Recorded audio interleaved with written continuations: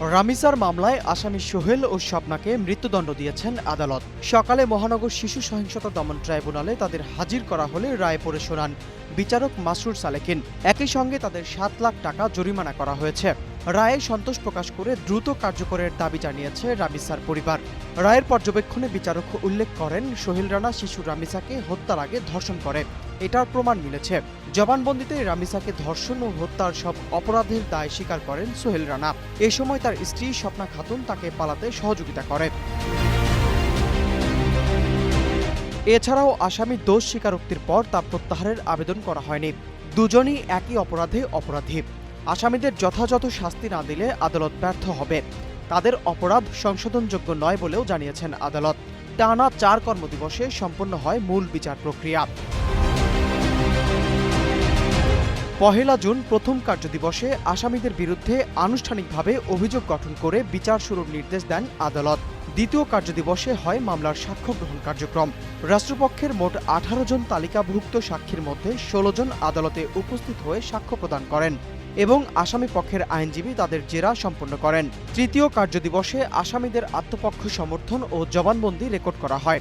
শুনানিতে প্রধান আসামি সোহেল রানা আদালতের কাছে ক্ষমা প্রার্থনা করেন এবং সহ আসামি স্বপ্না আক্তার নিজেকে সম্পূর্ণ নির্দোষ দাবি করেন। ৪ জুন চতুর্থ কার্যদিবসে হয় রাষ্ট্রপক্ষ এবং আসামি পক্ষের মধ্যে সমাপনী যুক্তিতর্ক উপস্থাপন।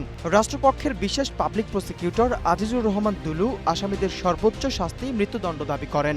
অন্যদিকে আসামি পক্ষের রাষ্ট্রনিযুক্ত আইনজীবী অ্যাডভোকেট মুসা কলিমুল্লাহ ডিএনএ এবং ফরেনসিক রিপোর্টের ঘাটতি তুলে ধরে আসামিদের সাজা কমানোর পক্ষে যুক্তি দেন।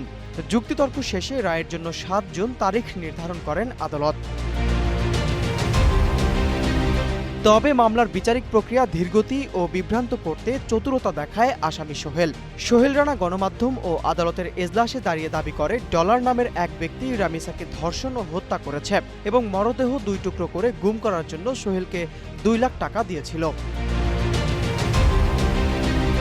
তবে তদন্তে ডলারের বিরুদ্ধে কোনো প্রত্যক্ষ বা পরোক্ষ সংশ্লিষ্টতা পাওয়া যায়নি বলে জানিয়েছেন দায়িত্বপ্রাপ্ত কর্মকর্তারা। তারা বলছেন, ঘটনার সময় তার অবস্থান, ডিজিটাল তথ্য এবং অন্যান্য আলামত বিশ্লেষণ করেও তাকে ঘটনাস্থলের সঙ্গে যুক্ত করার মতো কোনো তথ্য পাওয়া যায়নি।